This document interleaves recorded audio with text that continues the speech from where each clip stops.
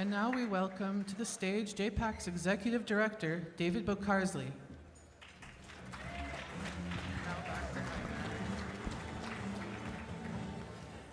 Well, good morning, everybody. Thank you, Rabbi Dantowitz, for starting our day with such intention. It was a really nice night last night.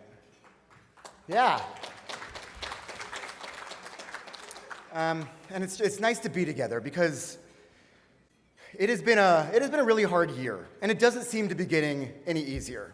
If you're like me, you're waking up every day in awe that the heartache of the world continues to reinvent itself in new ways, ensuring that we can't become numb and demanding that we grapple with it. But I also feel a lot of hope these days. And what gives me hope is witnessing, every day, the resilience of our community, the way we can find joy amidst pain and catalyze grief into action. Can you please raise your hand if this is your first Capitol Summit?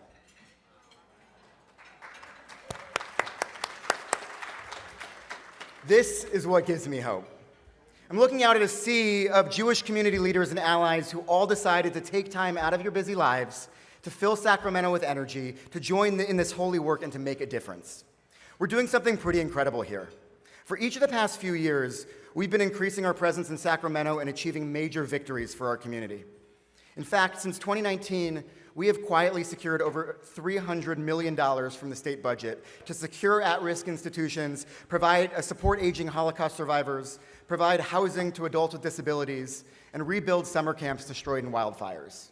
And we've helped pass over 24 bills to fight hunger and poverty, build affordable housing, and make Californians safer.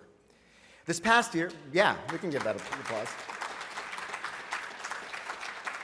This past year looked a little different, but the through line remains. The state was cutting most programs to balance a major budget deficit, but we were still able to secure $50 million for nonprofit security grants and Holocaust and genocide education.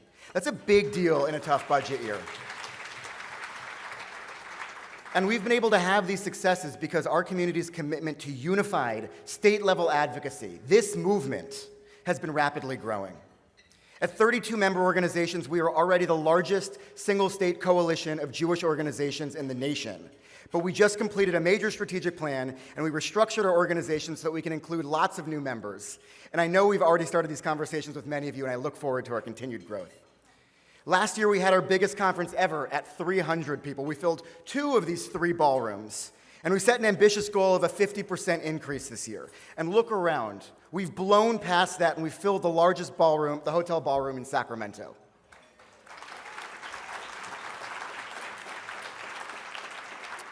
We are 500 Jewish leaders and allies from across the state. And by the way, that includes 100 students and young professionals who are with us today,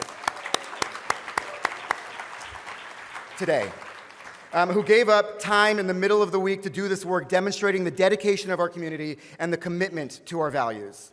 This afternoon, we'll be meeting with 105 legislative offices, and for context, there are only 120 legislators.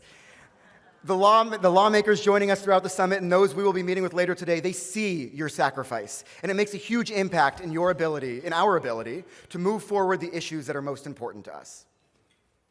After October 7th, even as many of us lamented the loss of community-based allies, our relationships in the Capitol held firm. A majority of our state elected officials put out immediate statements of support for our community, and often at great political risk, so many of them continue to stand with us today. Just look at last night. Almost half of the entire legislature joined us to show their support for our community, and we're about to hear from an incredible lineup of state leaders today. And when we asked Governor Newsom in early November to put out the first of its kind statewide anti-Semitism plan, he immediately said yes, and we got to work. And after months of collaboration with JPAC and the Jewish Caucus, he recently released this plan, and in a bit, he'll be joining us by video to unveil it publicly for the first time, and I'm really excited about that.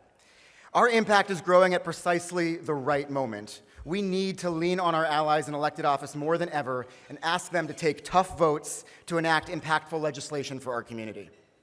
This year's legislative agenda meets that moment, with large-scale and wide-reaching bills that will meaningfully tackle anti-Semitism and hate in all places it arises, at schools, on campuses, online, and in society. And at JPAC, we're also able to bring together such a diverse coalition because we always uplift both of our pillars. We fight for core Jewish community issues, like security and countering anti-Semitism, and we fight for core Jewish community values, like alleviating hunger and poverty and supporting immigrants and older adults. This year is no different. In recognition of our community's immigration stories, we are continuing to uplift our core values by advocating for critical services for refugees and asylum seekers, for which HIAS and many of our Jewish Family Service agencies are leading service providers in the state. And the priorities we'll be focusing on today are just a snapshot of our full bill package. We don't have time to talk about all of our priorities, but we are working on a lot of issues that our community cares about, demonstrated by the direct service work of so many organizations represented in this room. It is precisely because we continue to stand up for others that we have so many lawmakers and state leaders that continue to stand up for us. I got married on October 13th. The Friday after October 7th.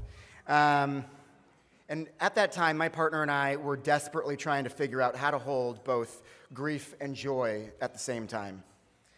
And our dear friend reminded us that our tradition has a clear answer.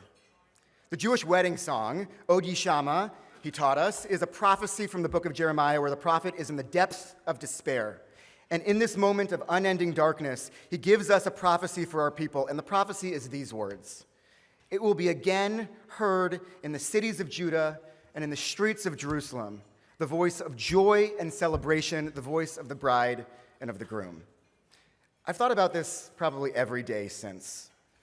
Our tradition teaches us that in the darkest moments, our prophetic answer is to raise our voices and to find joy and celebration. This is a fulfillment of that call to action, and it brings me immense hope. So thank you for being here, for catalyzing grief into action, for raising your voices, and for doing so with compassion, love, and joy. Thank you.